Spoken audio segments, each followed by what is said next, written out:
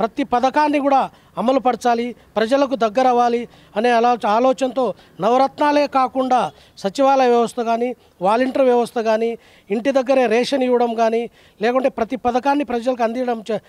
జరిగింది. అదేవిధంగా నాడు నేడు కింద హాస్పిటల్స్ కానీ, స్కూల్ డెవలప్ చేయడము, స్కూళ్ళలో పిల్లలకు గోరుమిద్ద కానీ, యూనిఫామ్స్ కానీ, వాళ్లకు టాయిలెట్స్ కానీ అన్నీ ఏర్పాటు చేయడం జరిగింది. అదేవిధంగా హాస్పిటల్స్ విషయానికి వస్తే 17 కొత్త మెడికల్ కాలేజ్ ఏర్పాటు చేయడం, అదేవిధంగా కొత్త డాక్టర్ల నియామకాలు, పారామెడికల్ సిబ్బంది నియామకాలు విపరీతంగా చేపట్టి ఏజెన్సీ ఏరియాల్లో కూడా హాస్పిటల్ను విలేజ్ క్లినిక్లు ఏర్పాటు చేసి అక్కడ కూడా స్పెషలిస్ట్ డాక్టర్లను, స్కానింగ్ సెంటర్లను, ల్యాబ్ టెక్నీషియన్లను, స్టాఫ్ నర్సులను కూడా పెట్టడం జరిగింది. ఆ విధంగా ప్రజలకు అతి దగ్గరగా ప్రజలను చూసినటువంటి వైఎస్ జగన్మోహన్ రెడ్డి గారు సిద్ధం అనే పేరుతో తర్వాత ప్రజల్లోకి వెళ్ళడము, అక్కడ భారీగా స్పందన రావడము, ఆ స్పందన గమనించినటువంటి జగన్మోహన్ రెడ్డి గారు ప్రజలకు మరీ అంత దగ్గర అవ్వాలని మేమంతా సిద్ధమనే ప్రోగ్రాం కూడా ఏర్పాటు చేసి మరీ ప్రజలు అవ్వడం, అదేవిధంగా ఇడపలపాయ నుంచి మళ్ళీ ఇచ్చాపురం వరకు బస్సు యాత్ర ఏర్పాటు చేయడం, ఆ బస్సు యాత్రలో కూడా ప్రజలు విపరీతంగా ఆదరణ చూసి వీళ్లకు అభివృద్ధి పథకాలను, సంక్షేమాన్ని మరియు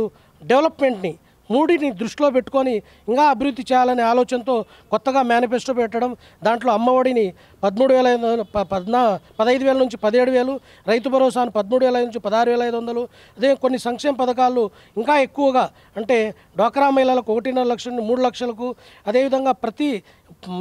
ముందున్నటువంటి పథకాలన్నిటినీ డబల్గా పెంచుకుంటూ పోయి ప్రజలకు దగ్గర అవ్వాలని కొత్త మేనిఫెస్టో ఇవ్వడం. అదే కాకుండా ఇప్పుడు కూడా ఇంకా కొన్ని రైతులకు విషయాలైతేమి, విద్యార్థుల విషయాలైతేనేమి,